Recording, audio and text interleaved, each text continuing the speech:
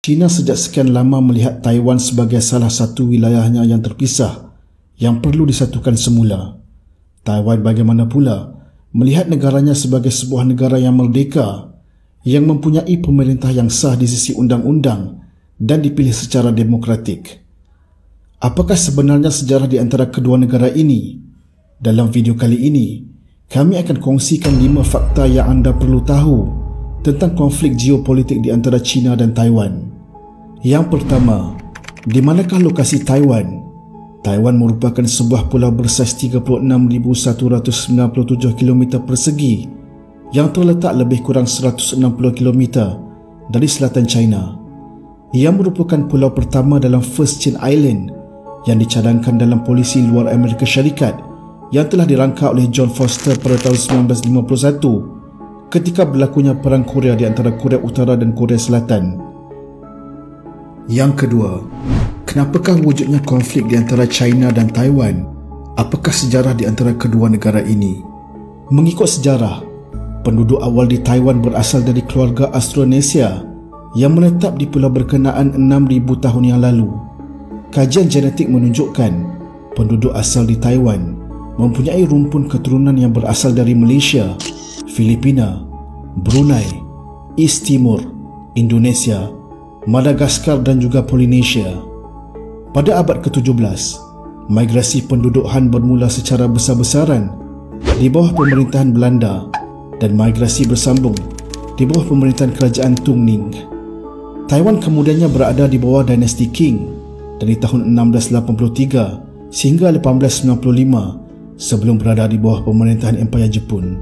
Republik China yang telah menggulingkan dinasti Qing pada 1911 kemudiannya telah mengambil alih Taiwan setelah Jepun menyerah kalah pada tahun 1945 dalam Perang Dunia Kedua. Disebabkan peperangan sivil China yang berlaku di antara Parti Komunis yang diketuai oleh Mao Zedong dan Parti Nasionalis Kuomintang, tanah besar China telah diambil oleh Parti Komunis pada tahun 1949. Parti Nasionalis Kuomintang telah pergi ke Taiwan. Pusat pemerintahan Parti Kuomintang hari ini adalah terhad kepada Taiwan dan hanya ke atas beberapa kepulauan kecil di sekitarnya. Semenjak itu, konflik di antara kedua negara itu timbul. China menekan negara-negara lain agar tidak mengiktiraf Taiwan sebagai sebuah negara bebas yang sah. Sehingga tahun 2022, hanya 15 negara di seluruh dunia, termasuk Vatikan, yang mengiktiraf Taiwan sebagai sebuah negara yang bebas. Soalan yang ketiga, bolehkah Taiwan melindungi negaranya? Jika dibandingkan kekuatan ketenteraan di antara China dan Taiwan, Taiwan sememangnya tidak mampu melawan kekuatan ketenteraan China.